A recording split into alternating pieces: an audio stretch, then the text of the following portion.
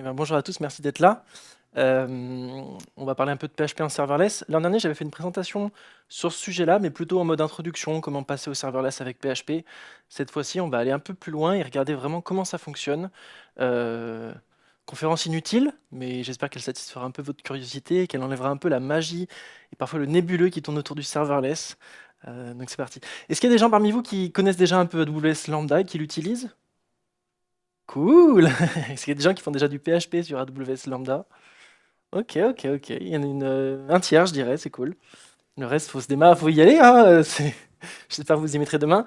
Qu'est-ce qu'on va voir? Grosso modo, l'agenda de cette présentation. Petite intro sur le serverless PHP. Je vais vous expliquer ce qu'est AWS Lambda. Non, je rigole. Comment est-ce qu'on utilise PHP sur AWS Lambda? Comment est-ce que ça fonctionne? C'est la grosse partie, c'est la grosse section. On va rentrer dans le détail. On va parler bien sûr, parce que je sais que ça vous brûle de curiosité, le sujet des call start, le sujet des coûts, donc je les ai mis dans l'introduction pour bien vous rassurer sur le fait on va en parler un peu. Et terminer par des use cases concrets d'applications en production qui tournent avec pour voir un peu qu'est-ce qu'on peut faire avec, qu'est-ce que les gens font avec.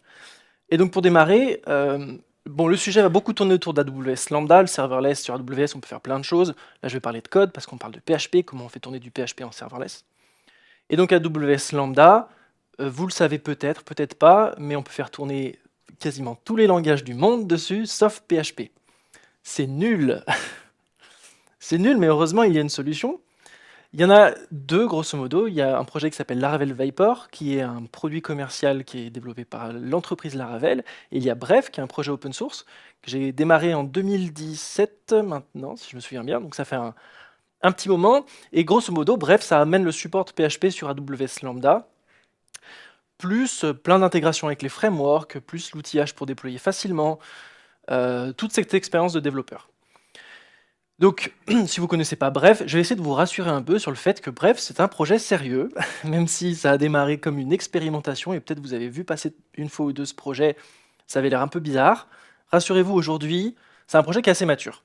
Depuis 7 ans maintenant, ou peut-être plus, je ne sais pas compter là, parce que je suis en train de parler sur scène, mais il y a eu des tonnes de contributeurs qui ont contribué au projet, donc le projet est assez actif, utilisé à travers des tonnes d'entreprises différentes. Aujourd'hui, il y a plus de 20 000 fonctions AWS Lambda, donc fonctions ou applications, peu importe comment on les appelle, mais qui tournent à travers tous les gens qui utilisent Bref sur AWS Lambda en PHP. Plus de 100 000 déploiements chaque mois sont faits avec Bref. Et, cette stat, je l'aime beaucoup, on a passé le cap des 30 milliards d'invocations lambda chaque mois à travers toutes les applications qui utilisent Bref. Donc une invocation lambda, ça peut être une requête HTTP, ça peut être un job SQS, ça peut être un cron, quoi que ce soit. Voilà, 30 milliards. On est à peu près à un peu plus d'un pour 1000, toutes les invocations lambda tournent avec Bref.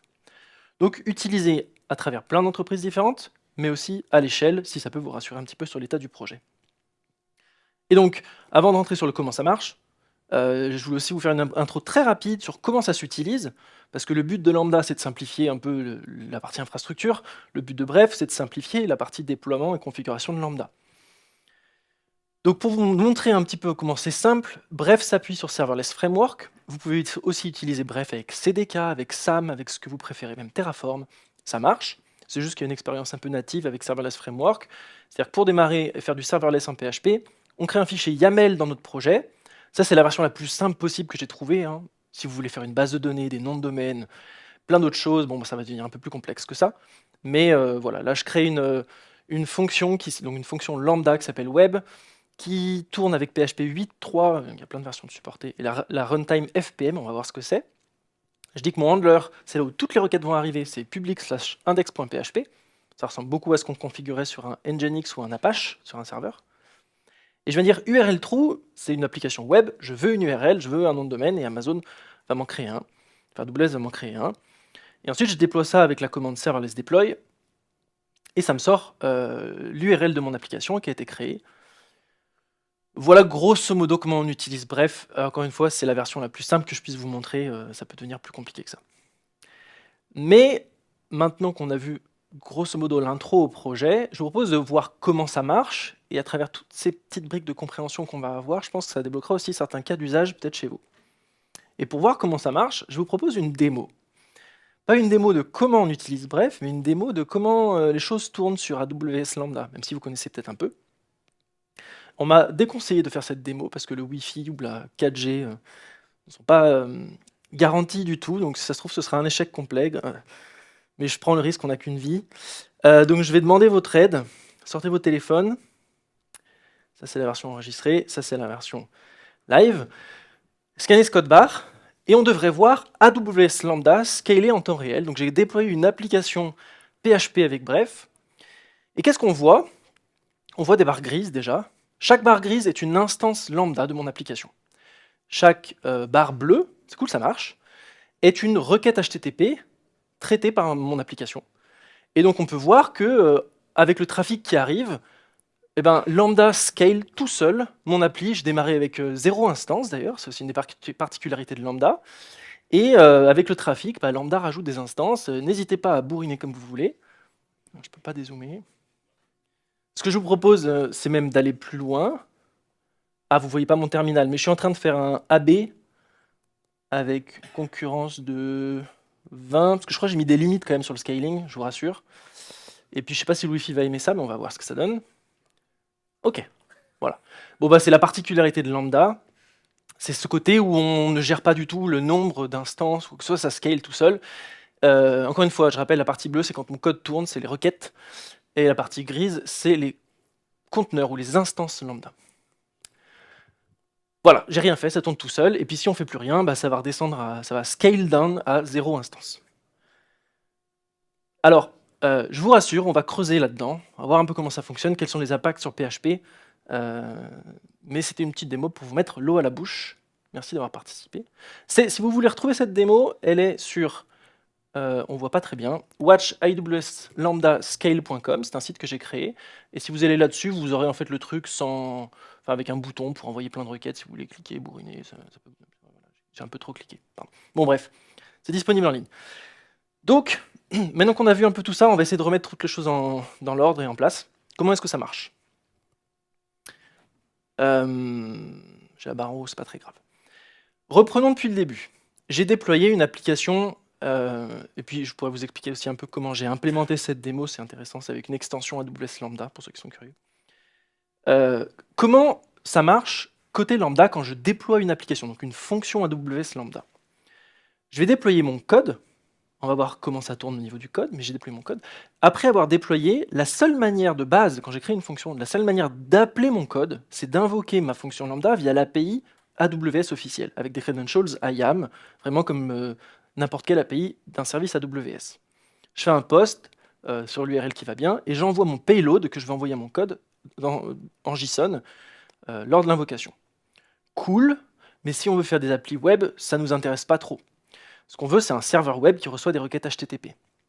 Et donc là, on va se tourner, on va combiner Lambda avec, et si vous connaissez, vous le voyez venir, gros comme une maison, hein, avec API Gateway, avec Amazon Application Load Balancer, avec plein de choses. Moi, j'ai utilisé Lambda Function URL, qui est la version extrêmement simple et gratuite. Là, je l'ai mis pour mon test et ça marchait très bien. Toujours est-il qu'il nous faut un serveur au niveau logiciel, j'entends un HTTP qui reçoit les requêtes et qui ensuite, en interne, va appeler l'API publique d'AWS Lambda pour déclencher notre fonction. C'est comme ça que ça marche sous le capot. Les services s'appellent entre eux via leur API publique. Et donc, dans notre code sur Lambda, on ne va pas récupérer une requête HTTP, on ne démarre pas un serveur HTTP non plus. Ce qu'on récupère dans Lambda, dans l'invocation, c'est en fait ce qu'a envoyé API Gateway ou Lambda Function URL. C'est un payload qui ressemble à ça un petit peu, qui est spécifique à AWS et AWS Lambda. Et donc si on fait du PHP, on se retrouve avec ça, on se dit c'est cool, mais moi mon application elle tourne avec des requêtes HTTP, ou enfin pas du tout avec ça, quoi. Rassurez-vous, c'est là où Bref va intervenir. Mais avant d'y venir, la requête elle est reçue par AWS Lambda. Qu'est-ce qui se passe? Eh bien, il se passe le gris et le bleu qu'on a vu, il se passe qu'une nouvelle instance de notre application va démarrer à la volée. Alors creusons un peu sur ces instances et comment ça fonctionne, et comment notre code tourne là-dedans.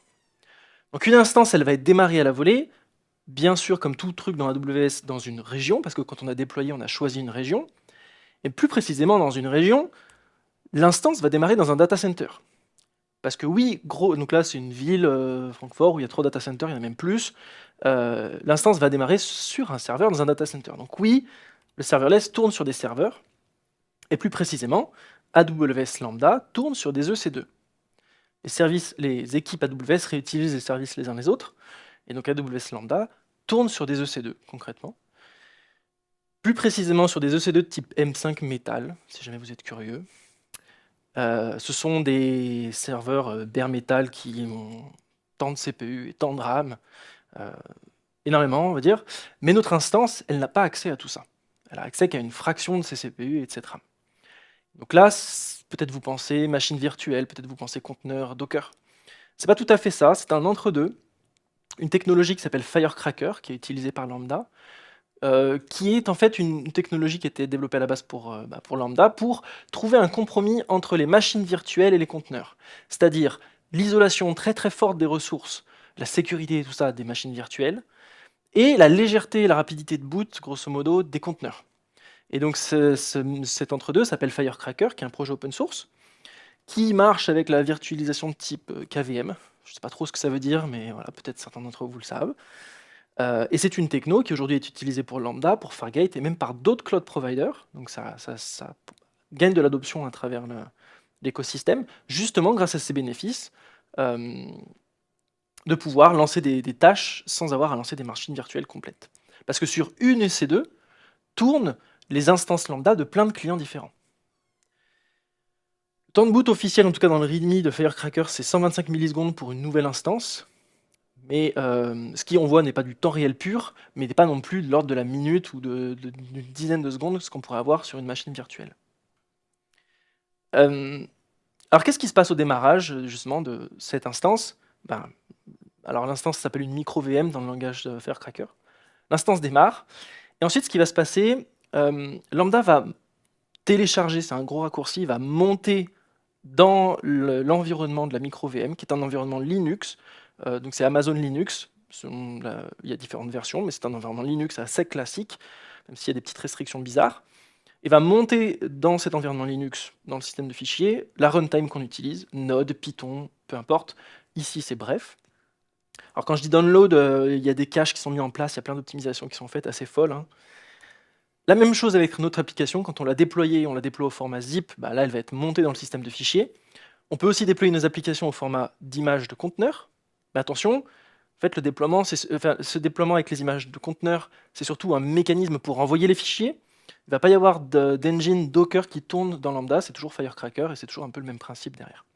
Donc peu importe un peu le mécanisme de déploiement, derrière les fichiers sont montés, il y a quelques différences mais pas énormes, quoi. Et enfin, ce qui se passe au démarrage de l'instance Lambda, dans chaque carré gris qu'on avait, à l'intérieur de l'instance Linux démarre une Runtime API, ça s'appelle ça. C'est un programme écrit en Go, dont on peut trouver une partie du code source sur GitHub. Je ne vous ai pas tout mis, je vous ai mis un petit extrait pertinent. La première chose qu'il faut au démarrage, c'est noter l'heure de démarrage pour X-Ray, pour le tracing, mais la ligne intéressante, c'est en dessous, ça vient démarrer, ça va faire un exec d'un programme qui est /opt/bootstrap. /opt, c'est le chemin dans lequel est montée la runtime. Donc ça peut être Node ou autre chose, c'est pareil. Là, c'est la runtime bref. Mais toujours est-il qu'une runtime, pour exister, elle a besoin de créer ce fichier, de fournir ce fichier bootstrap. Et donc dans bref, si on va sur le repository bref sur GitHub, on peut retrouver ce fichier bootstrap. C'est un fichier shell qui ressemble à ça. Ce qui fait, il définit une variable d'environnement qui dit grosso modo quelle classe il va falloir démarrer. Ça sera utilisé plus tard. Et ça vient dans un gros while, parce que imaginons que PHP crash ou je sais pas quoi, ça redémarrera. Bon, c'est pas très important, mais surtout ça vient exécuter bootstrap.php, qui est encore une fois dans OPT, donc c'est le runtime de bref. Et ce fichier, qu'est-ce qu'il fait? Il vient require votre autoloader de votre application à vous, et il vient lancer la classe FPM runtime, la classe de bref. Alors c'est votre autoloader à vous, parce que bref, concrètement, ça s'installe avec Composer dans votre projet, donc c'est une dépendance qu'on installe, qu'on vient require. Et au démarrage, bref démarre, mais en fait lance cette classe-là. Et que fait bref?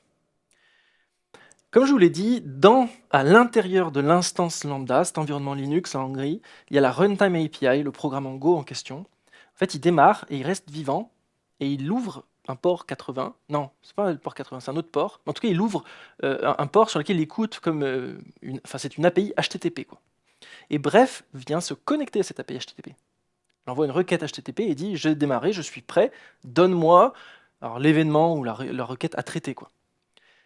Et c'est un peu bizarre parce que là, on parle d'appel HTTP à l'intérieur d'une instance Linux pour communiquer des événements à traiter en temps réel.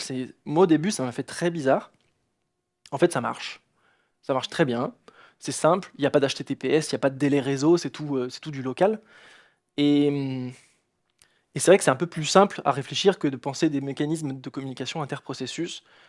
Moi, quand j'avais posé la question, pourquoi ce pattern-là plutôt que, je sais pas, recevoir les requêtes au lieu de les chercher, ou pourquoi pas un processus de partage de mémoire, ou j'en sais rien, un truc un peu avancé. On m'avait expliqué que, en fait, ce mécanisme, c'est le plus petit dénominateur commun entre tous les langages. Faire une requête HTTP, on peut le faire en Bash, on peut le faire en COBOL, on peut le faire en n'importe quoi, alors que ouvrir un port, écouter, créer un serveur qui écoute sur un port, ou faire des mécanismes de partage de mémoire, c'est un peu plus compliqué dans certains langages. Donc au moins avec ça, on peut faire tourner du COBOL ou du Bash si on a envie, ça marche. Bon. Toujours est-il que même si c'est bizarre, ça marche. Et que fait Bref? Donc Bref a démarré, Bref va récupérer l'événement à traiter qui arrive. En fait, l'événement, c'est la requête HTTP, la toute première. Et Bref vient démarrer ici, dans cet environnement Linux, PHP-FPM. PHP-FPM, c'est un binaire officiel de PHP, que vous utilisez si vous faites du PHP sur des serveurs. C'est ce que quasiment tout le monde, j'ai envie de dire, utilise, c'est le truc par défaut. On met ça en place en général avec Apache ou Nginx, parce que PHP-FPM communique, donc c'est un serveur logiciel, j'entends, qui ouvre un port et communique, enfin reçoit des requêtes au format FastCGI. Non pas au format HTTP, au format FastCGI. C'est pour ça que quand on fait PHP sur un serveur, on met ça, et devant on met Apache ou Nginx. Parce qu'Apache ou Nginx reçoit les requêtes au format HTTP, et vient les convertir au format FastCGI pour PHP-FPM. Là, on fait un peu le même principe. Bref, va convertir le payload JSON un peu bizarre là qu'on avait tout au début au format officiel standard FastCGI que PHP attend. Et du coup, ce qui est trop cool, c'est qu'ensuite, notre code ici, index.php ou n'importe quoi, Symfony, Laravel, peu importe, tourne dans le même environnement que sur n'importe quel autre serveur, avec les mêmes variables d'environnement, $get, $post, les sessions, les headers, les cookies, tout classique, quoi. Juste parce que PHP-FPM, en fait, c'est ça qui va exécuter votre code. Bref, quelque part, fait une conversion de format, quoi. Alors ça fait peut-être un peu bourrin tout ça. C'est peut-être un peu bourrin toutes ces conversions, tous ces processus qui communiquent entre eux avec des requêtes réseau entre guillemets, ou enfin c'est local, mais bon. Mais c'est pas si fou. Alors j'en parlais, ça ressemble beaucoup au pattern qu'on a sur des serveurs où on vient avoir Apache et Nginx qui parle HTTP et qui vient communiquer ensuite en FastCGI à PHP-FPM. Parfois aussi on a des load balancers devant, on a des CDN, on a d'autres choses qui font la même chose. La requête elle est proxifiée plein de fois au final. Donc on est sur un pattern un peu similaire, on a un peu plus de briques, mais on est sur un pattern un peu similaire. Et en termes de latence ou d'inconvénients, en termes de perf, on perd très peu. On va perdre un petit peu sur la première étape, parce que entre les deux premières, l'appel API qui est au tout début, Lambda Function URL ou API Gateway, il y a un appel à travers le réseau, parce que c'est l'API publique AWS. Donc on va perdre une dizaine de millisecondes de latence ajoutée. Mais ensuite, tout ce qui se passe en interne, là, c'est vraiment inférieur à la milliseconde. Moi, pendant un moment, je me penchais à la question, est-ce qu'on peut pas réécrire Bref sous forme d'une extension en C? Les nouveaux runtime un peu expérimental, les front-end PHP, les trucs un peu avancés que vous avez peut-être entendus. En fait, le retour sur investissement serait très faible. Là, Bref, c'est écrit en PHP, n'importe qui peut venir le lire et le modifier. C'est cool, ça marche. Donc, voilà. Là, je parle de la latence vraiment interne, je parle pas des call start encore, je parle pas de toutes ces choses-là.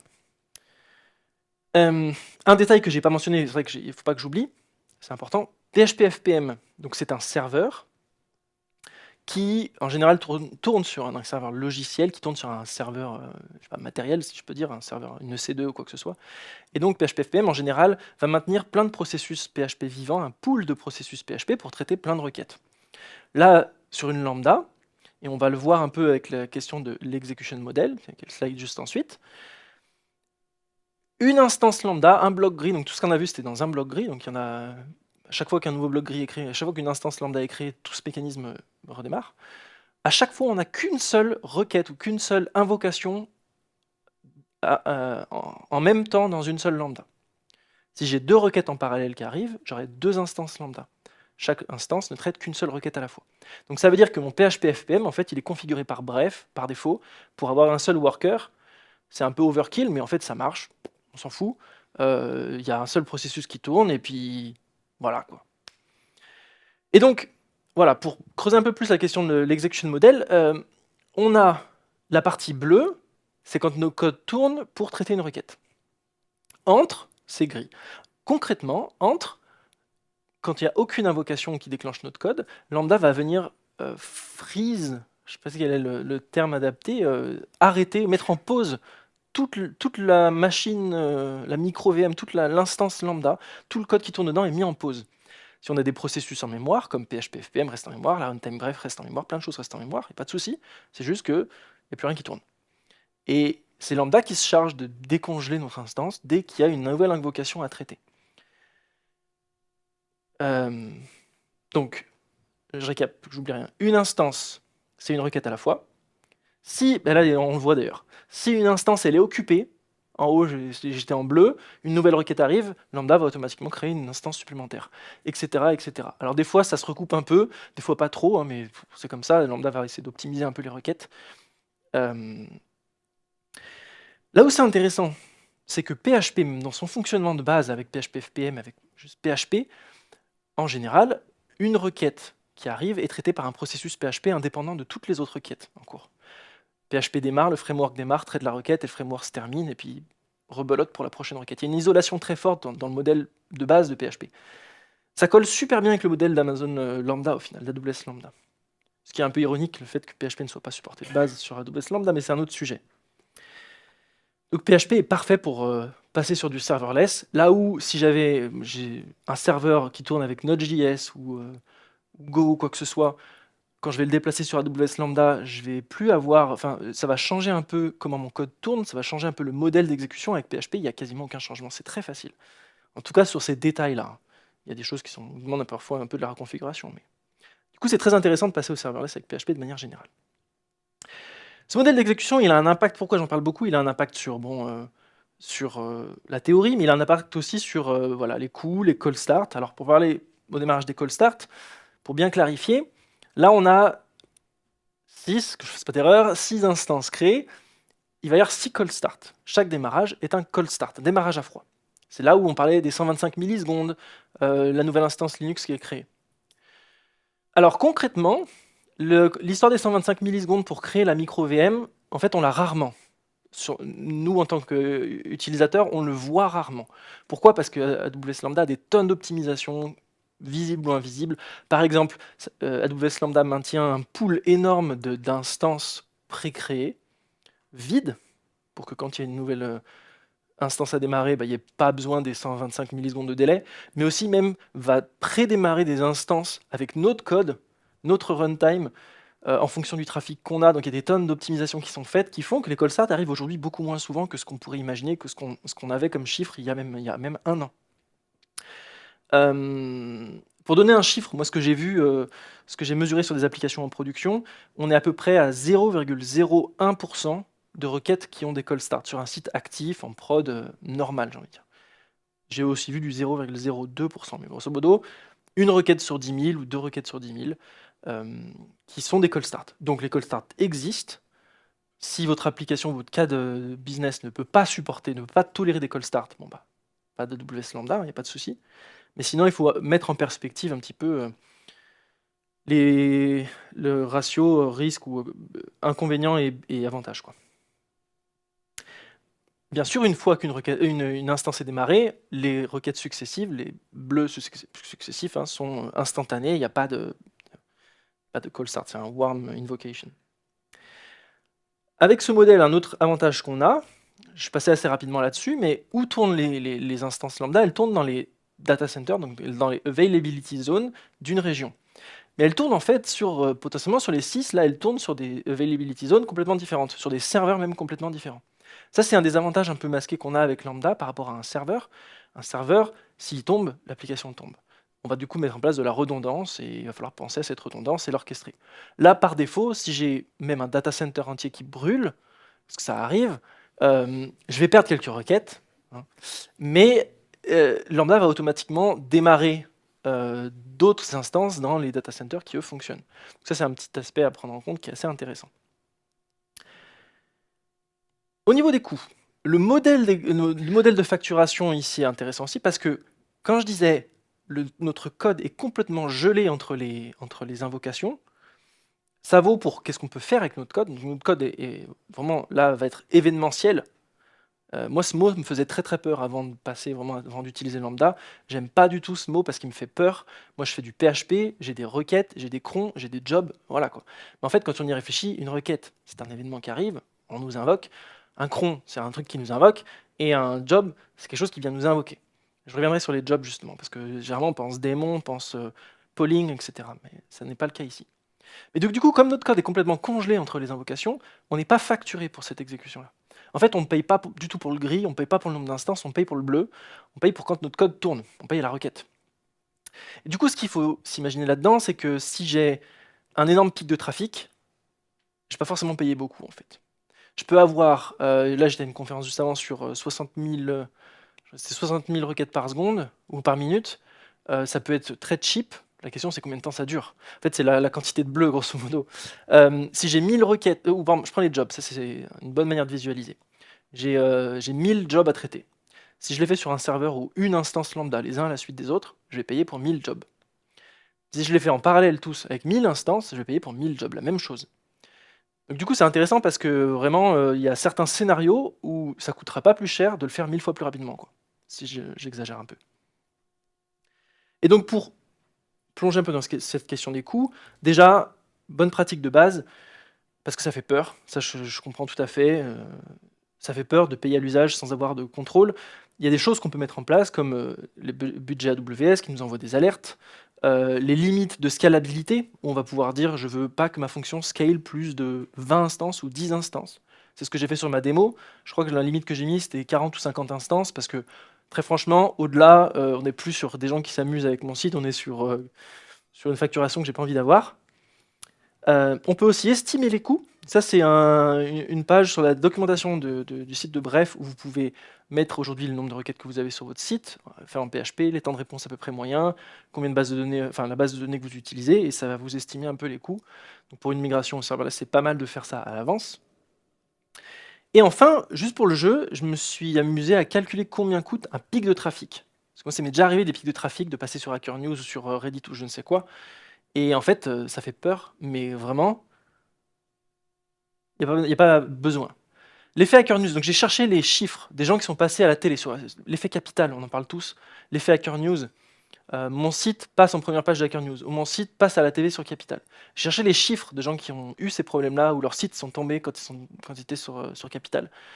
Si on parle juste des coûts lambda en termes de nombre de requêtes, on est sur des chiffres vraiment, vraiment ridicules. Alors bien sûr, derrière, il faut des bases de données, il faut des CDN, peut-être, il faut d'autres choses. Donc je ne dis pas que ça coûte pas cher. Mais l'aspect coût d'hébergement sur AWS Lambda, sur les pics de trafic impromptus et exceptionnels, généralement, sont... Alors, généralement, le business est plutôt content que le site tourne plutôt que ça crache, quoi. Après, il y a les attaques DDoS qui sont encore autre chose, mais dans ces cas-là, on est plus sur un pic de trafic classique. On a beaucoup parlé d'HTTP, il y a un sujet aussi qui est très intéressant, qui fonctionne différemment quand on regarde à la runtime, c'est tout ce qui n'est pas HTTP. Là, on va se retrouver avec à peu près le même mécanisme. Donc il y a une invocation lambda à gauche via l'API publique, la runtime API qui tourne toujours ici, mon petit programme en Go, là, et bref, qui tourne. Mais la runtime bref qu'on va utiliser, elle va être différente. C'est juste dans la configuration de déploiement de bref, le dire je déploie avec PHP 8.3 FPM, je vais dire je déploie avec PHP 8.3, c'est plus FPM. Et en fait, la runtime bref, parce qu'on sait qu'on veut faire un cron, ou on sait qu'on veut faire des fils SQS, la runtime bref ici ne va pas démarrer PHP FPM, on n'est pas dans un contexte HTTP, elle va juste démarrer un processus, et elle va invoquer notre code directement. Ici j'ai mis handler.php, mais en fait, on va le voir, ça peut être vraiment une intégration avec notre framework avancé. Donc on est dans le même processus, on a un appel de code, c'est un appel de fonction PHP tout bête. Et alors, qu'est-ce qui invoque généralement nos fonctions? Ça va être des événements qui viennent d'S3, SQS, EventBridge ou plein d'autres choses. Donc S3, vraiment le cas typique, c'est je veux que dès qu'il y a un nouveau fichier qui est uploadé sur ce S3, j'ai pas les imports des clients qui sont envoyés là, boum, ça me déclenche un bout de code. Dès qu'il y a un nouveau job dans SQS à traiter, boum, ça déclenche cette classe. Dès qu'il y a un nouvel événement, EventBridge, on va l'utiliser pour la communication asynchrone entre microservices, par exemple. Bah, dès qu'il y a un nouvel événement qui est fait avec tel nom et telle source, boum, ça va me déclencher tel code. Et quand je dis tel code, c'est là où c'est intéressant avec Bref. Bref va pouvoir invoquer, bah là je vois un fichier si on veut. Mais en fait, le cas d'utilisation un peu plus classique, ça va être d'écrire une classe. On a d'ailleurs des classes abstraites dans Bref, qu'on va pouvoir étendre, spécifiques à S3, spécifiques à SQS ou autre. Et là, j'écris la fonction qui est appelée quand il y a un événement sur S3. Et donc je prends une variable $event qui est un objet typé, je vais avoir l'autocomplétion là-dessus, et je vais pouvoir récupérer voilà, le nom du bucket et le nom du fichier qui a été modifié. Et si je veux, je peux aller récupérer le contenu du fichier, faire du processing dessus. Et donc très facilement, j'ai ce côté où nouveau fichier uploadé, boum, je le processe. Et donc c'est là où on voit qu'il n'y a pas de démon ou de polling. On le voit encore plus avec SQS. Exemple d'après, c'est très similaire. Hein. Handle SQS event, boum, je récupère mes records. Et donc en fait là, c'est vraiment SQS qui va invoquer notre code. Et nous, on n'a pas besoin d'écrire tout le mécanisme de polling, c'est AWS Lambda qui s'en occupe. Comment ça se déploie? Parce que derrière moi, dans ma config, je veux dire, quand il y a un nouvel événement dans SQS ou sur S3, je veux que ça invoque telle classe. Dans le fichier YAML, grosso modo, on va définir le handler, on va mettre vraiment un nom de classe. Et si on utilise Symfony ou si on utilise Laravel, ça va marcher tout seul. Parce que, et on le voit sur la slide d'après, parce que Bref s'intègre avec Symfony et Laravel. Bref peut aussi s'intégrer avec vos frameworks maison si vous avez ça sur une appli un peu legacy ou même autre chose. Hein. Peut-être que j'entends rigoler, mais... et donc s'intègre avec le framework, ça veut dire aussi que si je fais du Laravel, du Symfony ou n'importe quoi, je peux avoir l'injection de dépendance, je peux injecter ou utiliser les façades Laravel et travailler avec mon ORM, avec tous mes services, tout ce que j'ai l'habitude de faire. Vraiment, on est sur des classes qui ressemblent à des contrôleurs ou des commandes ou des classes natives. Donc c'est vraiment un des objectifs de Bref, c'est de s'intégrer avec la manière de faire classique qu'on a. Ça va même plus loin d'ailleurs, parce que si vous utilisez Symfony ou Laravel, vous avez Symfony Messenger ou Laravel Queues, qui font déjà toute cette abstraction de se connecter à SQS, etc. Et Bref fournit une intégration native avec ces deux choses qui font que vous avez Laravel Queues qui fonctionne en local ou sur un serveur, vous avez Symfony Messenger qui fonctionne aussi, avec RabbitMQ ou j'en sais rien. Vous allez vous installez l'intégration Bref pour Laravel ou pour Symfony, et vous déployez sur Lambda, et puis, j'ai pas envie de dire juste ça marche, parce qu'il y a besoin de la configurer pour dire, voilà, mais presque juste ça marche. Bon, je vais passer rapidement là-dessus. Juste, il y a des fonctionnalités un peu avancées dans Bref, où on peut configurer combien de temps les processus restent en mémoire pour éviter de redémarrer les kernels Symfony ou Laravel à chaque requête. Grosso modo, si vous utilisez Laravel Octane, si vous utilisez Symfony Runtime ou ces choses-là, que vous avez besoin d'optimiser à fond des trucs, c'est possible de le faire. Ça marche très bien. Ça marche même mieux, Laravel Octane marche même mieux, j'ai envie de dire, que sur un serveur, parce qu'il n'y a pas besoin de faire des bridges avec quoi que ce soit, d'installer Soul ou Roadrunner ou des choses avancées. Ça marche comme tout tourne dans le processus de Bref, mais en fait, il n'y a besoin de rien, quoi. Alors, ça c'était un peu comment ça fonctionne. J'espère que ça vous a mis un petit peu des petites... ça vous a titillé à certains endroits. Je suis sûr qu'il y a des questions qui sont venues dans vos têtes. Hein. Je serais ravi d'y répondre ensuite. Mais ce sur quoi je voulais terminer, c'est cette fameuse question, le serverless, et tout ça, c'est pour qui? C'est pour quel genre d'application? Des petites applications, des grosses applications? On va essayer d'y répondre. Alors, petit exemple de petite application, mon blog, voilà. C'est génial. Alors, j'utilise pas de base de données, parce que c'est un blog avec des fichiers Markdown, c'est une application Laravel. Avant c'était une Symfony, je l'ai réécrit en Laravel pour le fun, mais voilà, peu importe. Ça tourne, c'est gratuit, il y a 1 million de requêtes gratuites chaque mois, ça me coûte rien. Voilà, 30 millisecondes de temps de réponse, parce que c'est un site simple, mais on voit qu'on peut faire les mêmes performances que sur n'importe quel autre serveur. Et je l'ai déployé la dernière fois, je pense, il y a 2 ans, et ça tourne. C'est trop bien pour les petits sites. C'est trop bien si vous faites plein de microservices, parce que vous n'avez pas besoin à chaque fois de setup quoi que ce soit, même fichier de config, et pouf, c'est envoyé, et ça tourne. Pour les sites un peu plus gros, alors ça se passe comment? Quelques exemples qui illustrent des trafics un peu plus conséquents. Bcast.fm, c'est des utilisateurs de Bref depuis 2020.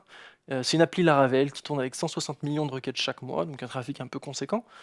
Et ils en sont très contents. Très contents parce qu'ils n'ont pas besoin de maintenir de serveur ou de se soucier de la scalabilité ou de quoi que ce soit. Juste ça tourne et moins besoin de passer de temps sur l'infrastructure.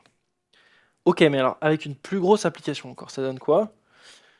Sumo Musica, c'est une sorte d'iTunes brésilien. Ils ont un trafic de malade, 1 milliard de requêtes chaque mois. Et eux, ils sont passés sur Bref il y a très longtemps. Des gens complètement dingues. Mais ils étaient sur ECS et sur EC2. Et ils ont fait une migration au serverless très tôt. Et ils ont économisé, même juste sur la facture AWS, ils ont économisé de l'argent. Ce qui me semble dingue, même à cette échelle-là, sur un site qui a du trafic constant. Mais ils ont économisé voilà, 25% sur la facture AWS. C'est même pas en prenant en compte tout le TCO et tout le salaire des gens, etc. Donc, étude de cas assez intéressante. Autre site qu'on connaît tous, 20minutes.fr, dont le site tourne en partie avec Bref. Donc même sur, voilà, sur des sites qu'on connaît, qui nous parlent, ça fonctionne bien. Dernier exemple, cette fois-ci pas sur une question de trafic ou de taille, mais sur une question d'implémentation technique. Est-ce que le serverless et tout ça, ça va être plutôt fait pour des sites monolithiques, un peu legacy potentiellement, ou un peu, voilà, une grosse application Laravel, ou plein de microservices et utiliser à mort tous les services AWS. Trésor, c'est une banque qui sont passés, ils ont fait une étude de cas sur le serverless récemment. Trésor, qui était une banque qui tournait sur des serveurs avec une application, ils le disaient même, une vieille application legacy monolithique. Et ils avaient besoin de scaler. Et ce qu'ils ont fait, ils ont pris cette application et ils l'ont déployée dans une lambda, une seule, une fonction, toute l'appli. Ils appelaient ça Bank as a Lambda. Et ils l'ont fait, ils l'ont mis en prod, ça a marché. Quand tu payes avec ta CB à un terminal chez le marchand, là, ça appelle, ça tourne sur lambda avec bref et tout, et ça renvoie, et boum, la transaction elle est passée. Je trouve ça dingue. Ils l'ont fait, ça a marché. Et ensuite, dans l'équipe, ils ont continué à grossir, ils ont continué à avoir des besoins qui se complexifiaient, puis le code était un peu legacy, il faut le dire. Et donc, ils ont fait le choix de partir ensuite sur une architecture microservice, et donc d'exploser petit à petit chaque route avec API Gateway vers des services séparés, et d'avoir des équipes différentes qui gèrent les microservices. Certains microservices ont été faits en Go, mais la majorité du code est resté en PHP, certains dans des nouveaux, vraiment réécrits de zéro avec du PHP. Tout ça en serverless. Donc cet exemple est très intéressant parce que c'est vraiment deux cas d'utilisation différents, et en fait, dans les deux cas, le serverless a été utile. Donc, qu'est-ce que j'essaye de dire? Est-ce que le serverless, c'est pour tout le monde, pour tous les projets? Non. C'est plus difficile de juger en fait sur les projets. Alors clairement, sur des projets qui ont besoin de temps réel et qui ont des cas particuliers qui font que ça ne collera pas avec Lambda, il n'y a pas de souci, le serverless ne collera pas. Mais c'est vrai qu'il y a plein de projets où ça pourrait coller. Ce que je trouve en fait plus intéressant, c'est de se poser la question sur les équipes et les gens, tout simplement. Par exemple, j'ai des très bons potes qui suivent ce que je fais sur Bref depuis des années et des années. Eux, ils n'ont pas de problème, ils sont avec Kubernetes ou ils sont avec leur serveur et ils adorent ça. Et genre, ils aiment bien le travail que je fais, mais ils n'utilisent pas Bref. Et je leur en veux pas, ils sont contents et ça marche bien. Si vous êtes payé pour faire du Kubernetes ou pour manager des serveurs, ou que vous faites ça et que c'est votre boulot et que tout le monde est content, et que l'infra marche bien, il n'y a pas de raison de changer, il n'y a pas de raison de... Enfin, c'est dur pour moi de vous dire, arrêtez, vous faites les choses mal. Non, vous ne faites pas les choses mal. Pour moi, la question elle est plus pour les équipes qui vont arriver à un choix, un branchement dans la vie, où on a notre appli, elle tourne sur un serveur, par exemple. Ça, je l'ai vu plein de fois. On a fait notre startup ou je sais pas quoi, on a une appli qui tourne sur un serveur. Elle tourne bien. Mais on arrive à un moment où soit on a des problématiques de scaling. Dans ce cas-là, il va falloir faire voilà, scaler sur plusieurs serveurs, où on a un peu du mal à traiter tous les jobs. Problématique de scaling, mais ça peut être aussi une problématique de sécurité. Il faut qu'on sécurise nos serveurs et qu'on fasse les choses bien, mais bon, on n'est pas sûr de savoir le faire correctement. Ou de redondance. Toutes ces choses-là qui font qu'une application, des fois, elle a besoin de plein de choses. Et ben, pour moi, le serverless, c'est un choix à ce moment-là qui est disponible. On pourrait se former à du Kubernetes ou à plein de technos, mais on a aussi le choix de se dire, je pars sur du serverless et je vais déléguer un maximum. Tout ce que je peux déléguer à AWS, je le fais. Et essayer. Alors bien sûr, il y a quand même, c'est pas facile, il y a quand même de la gestion à faire. Il faut s'y connaître en AWS, il faut faire du IAM, super. Il faut faire du CloudFormation parfois, super. C'est pas tout facile, mais dans la liste des choix à disposition, ça peut être un des choix les plus adaptés parfois par rapport aux compétences qu'on a et les envies qu'on a. Donc dans ces situations, jeter un coup d'œil, ça peut valoir le coup. Si vous voulez aller un peu plus loin, le site de Bref, avec la documentation, des documentations pour Laravel, Symfony si c'est votre cas. La démo, voilà le site si vous voulez aller jouer là-dessus. Et si vous voulez rester en contact, mon Twitter et mon email. Merci beaucoup pour votre attention.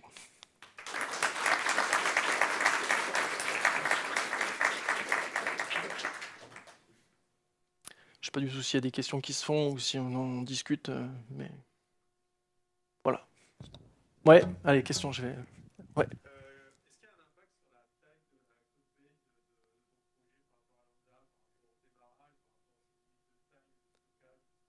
Ouais, les contraintes de lambda par rapport à la taille de notre code. Il y en a, elles se traduisent à différents aspects. Par exemple, de base, j'ai une limite maximum sur la taille de mon code, 250 mégas. Ce qui peut dans certains cas poser des problèmes. Si on est au-delà, alors souvent, quand on jette un peu un œil, il y a des packages énormes qu'on n'a pas besoin en prod, on peut faire le ménage et dans plein de cas, on arrive à rentrer un peu là-dedans. Et bien sûr, tous les assets, tous les nodes modules, toutes ces choses-là, en fait, ça va sur S3 parce qu'on va les servir avec CloudFront et S3. Mais en tout cas, quand on tape la limite, dans ce cas-là, généralement, on passe sur des déploiements à base de conteneurs et dans ce cas-là, on a 10 gigas. Et ce qui est intéressant, il y a un impact sur les perfs, entre guillemets, sur le call start uniquement. À savoir que plus l'application est grosse, plus le call start est long. On passe, c'est vrai que je ne l'ai pas dit, le call start, c'est si tout va bien, si on est super optimisé, 250 millisecondes, 200-250 millisecondes pour des petites applis, mais plus réalistiquement, 300, 400, 500 millisecondes, 800 pour une application Laravel non optimisée où on a juste mis la démo, pour être franc, hein, si vous voyez ça, c'est normal. Donc on peut optimiser. L'avantage avec un déploiement en conteneur, c'est que il y a des optimisations de Maboule qui sont faites, et en fait ça plateau au bout d'un moment à, je me souviens plus du chiffre, mais je crois que c'est 500 millisecondes. Donc il faut avoir conscience de ces délais-là, mais voilà, il faut en avoir conscience et voir si ça colle aux besoins ou pas. Ouais,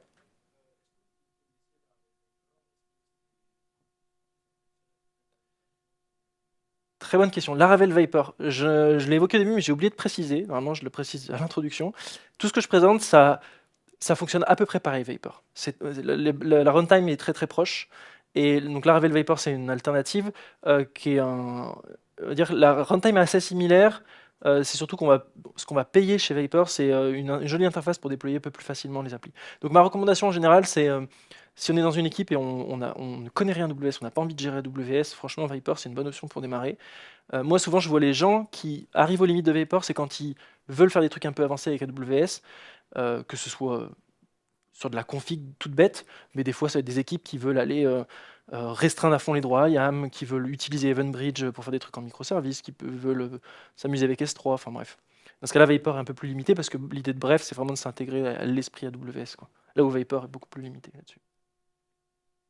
Oui,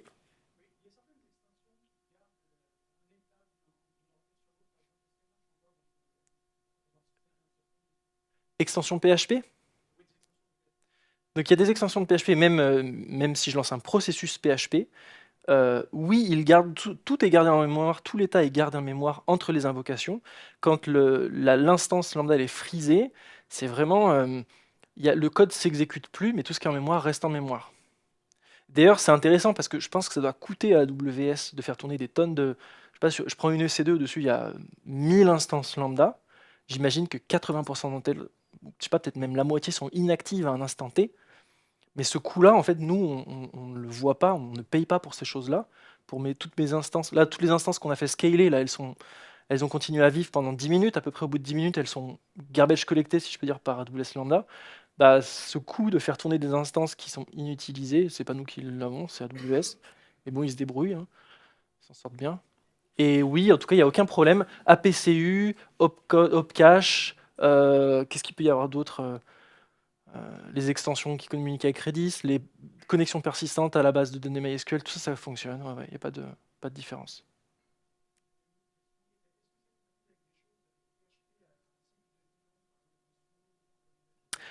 Alors, Swool, Frontend PHP, toutes ces choses-là, oui et non. Je sais que l'extension Swool, elle est maintenue par le créateur de Swool pour bref, donc c'est a priori utilisable. Pour moi, le gros avantage de ces approches, c'est d'avoir un binaire, un processus qui démarre et qui va traiter plein de requêtes. Et en fait, ça va nous permettre d'optimiser sur un serveur, de faire tourner des tonnes de requêtes en parallèle. Parce que au modèle Node.js, c'est vrai que si je prends Node.js, un processus Node.js va pouvoir gérer beaucoup plus de connexions de requêtes à la seconde qu'un processus PHP. Parce qu'il y a cette île asynchrone, ça fait des trucs de fou. Mais dans le modèle lambda, on s'en fout, parce que de toute façon, j'aurai jamais de la concurrence dans une lambda, j'ai toujours une seule requête à la fois. Ce qui est cool parce que j'ai jamais besoin de me dire ah mon CPU est surchargé, ma mémoire se remplit ou qu'est-ce qui se passe au niveau de la concurrence entre des requêtes s'il y en a une qui ralentit l'autre. Non, ça n'arrive jamais. Mais tout ça pour dire oui, on peut faire tourner ces choses-là sur Lambda, mais ça n'apporte pas grand-chose à moins d'utiliser vraiment des fonctions spécifiques de Swool dont on aurait besoin. Voilà. Ouais.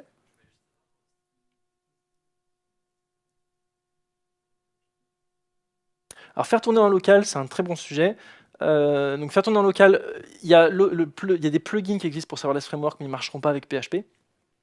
En fait, la recommandation sur Bref, c'est si tu fais du Laravel ou Symfony, tu fais tourner ton Laravel ou Symfony en local. Ce qui est trop cool en plus avec ces frameworks-là, c'est qu'on a très peu de vendor lock-in, même avec Bref, parce que si on utilise Laravel Queues ou Symfony Messenger ou tout, il y a des abstractions en fait. Et donc je vais pouvoir utiliser plein de services AWS sans forcément me coupler à ces services-là. Et donc si je tourne en local, je veux dire que mes queues, elles tournent en local dans la base de données et que ma base de données c'est SQLite ou je sais pas quoi, on peut faire des trucs. Voilà. Donc en local ça marche. En général, dans la majorité des équipes, on n'utilise pas les AWS à fond. Faire tourner en local, ça marche bien. Après, je sais que ça peut marcher avec LocalStack parce que je l'ai déjà fait. Mais je ne sais pas à quel point. Enfin, personnellement, je le ferais que si vraiment j'étais sur une application qui utilise à mort les services AWS. Et sinon, une autre option, c'est de faire tourner l'environnement de dev, ou en tout cas l'environnement de QA, un environnement pour chaque dev dans AWS, parce qu'avec Lambda, ça coûte rien, quoi. Donc il y a des stratégies comme ça, c'est pas parfait pour être honnête, mais je trouve qu'il y a des compromis en fonction des besoins qui peuvent se faire, notamment faire tourner un... Alors il y a les images, c'est vrai que j'ai pas précisé, il y a les images Docker officielles de Bref, qui contiennent la même runtime que dans Lambda, qu'on peut faire tourner en local aussi, mais bon, ça réplique la runtime Lambda et Bref en local, mais ça va pas répliquer DynamoDB par exemple, donc voilà. Ouais, tout au fond, parce que tu es là depuis tout à l'heure. Oui.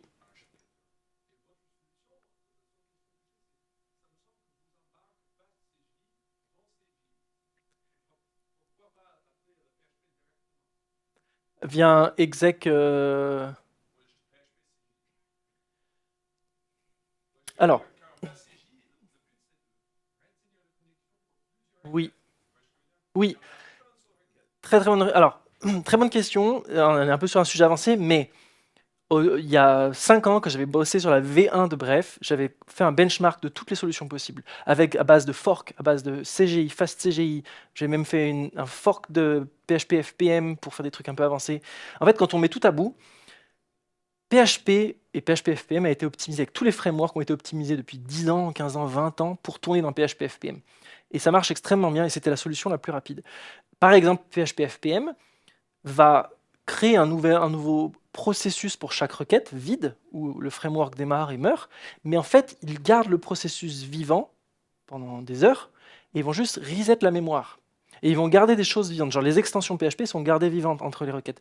C'est comme ça que Opcache fonctionne, c'est comme ça qu'APCU fonctionne. Et donc en fait, le modèle de PHP FPM, c'est du fast CGI, mais c'est un modèle très optimisé qui garde les processus en mémoire, mais qui en même temps fait comme si c'était un nouveau processus. Donc en termes de performance, j'ai rien trouvé de mieux, à part la Ravel Octane ou Symfony Runtime qui garde le processus même en mémoire, et toute notre application aussi, avec le kernel Symfony et Laravel booté en mémoire. Dans ce cas-là, on tombe sur d'autres problématiques où on va avoir du leak de données entre requêtes et on va avoir du leak de données en mémoire. Donc c'est... Ouais. Oui. Oui, oui, c'est ça. Il y a deux modes. FastCGI ou une classe qui reste en mémoire. Et dans ce cas-là, on peut faire... Si, mais le problème, c'est que la majorité des applications PHP, elles sont pas faites pour se dire ah, si je mets un truc en session, l'utilisateur il s'est connecté. Je mets son token en session, nouvelle requête, il y a un leak, potentiellement un leak de données qui est fait, et dans la deuxième requête, j'ai accès aux données de la première personne. Et en fait, ça arrive, mine de rien, ça arrive souvent quand les gens se disent oh bah je vais basculer d'une runtime à l'autre, ça va être simple, j'aurai des meilleures performances. C'est vrai, mais derrière on me dit toujours ah ouais, par contre on s'est rendu compte que il y avait un user, il avait accès aux données d'un autre parce que la même requête était traitée dans le même processus et qu'on n'avait pas pensé à ça. En tant que dev PHP, on n'y pense pas. Les devs Node.js, Go, ils y pensent tous. Et les frameworks sont faits pour aussi. Et c'est là où la Ravel Octane aide beaucoup parce que justement la Ravel Octane fournit plein d'outils qui viennent nettoyer la session, nettoyer euh, ouais, les caches, toutes ces choses-là. Mais il y a des boîtes qui font tourner tout avec la Ravel Octane et c'est vrai que c'est impressionnant. Ouais. Alors, Drupal, je ne sais pas. En même temps, Drupal, les nouvelles versions sont sur Symfony, donc je pense que ça peut peut-être plus facilement se faire. WordPress, il y a quelqu'un qui le fait, qui a même lancé un SaaS là-dessus. Mais c'est compliqué, parce que le WordPress se met à jour lui-même. Il y a un truc que j'ai pas précisé, c'est que dans Lambda, le système de fichiers, par défaut, à part un certain dossier temporaire, mais tout est en lecture seule, pour éviter les attaques classiques qu'on a vues plein de fois sur WordPress, ou une attaque qui vient modifier les fichiers PHP de l'appli, et du coup l'appli elle est vérolée entre guillemets. Et donc là, bonne pratique, les fichiers sont montés en lecture seule, mais du coup WordPress ne peut pas se mettre à jour, ne peut pas installer de plugin, et ça devient un peu bizarre quoi. Je sais pas si, je pense qu'en termes de perf, ça doit bien fonctionner. Je me suis pas trop intéressé au sujet. À voir. Ouais,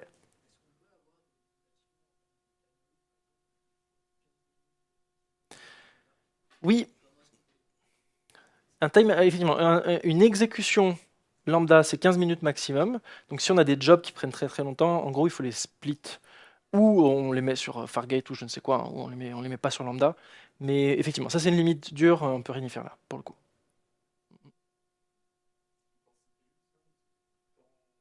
C'est du temps facturé si le code. Enfin, si le code. Non, pardon. Et ça, c'est une très bonne question. On paye pour le temps d'exécution de notre code, même si notre code insère en base de données et il attend et il ne fait rien. On ne paye pas autant CPU.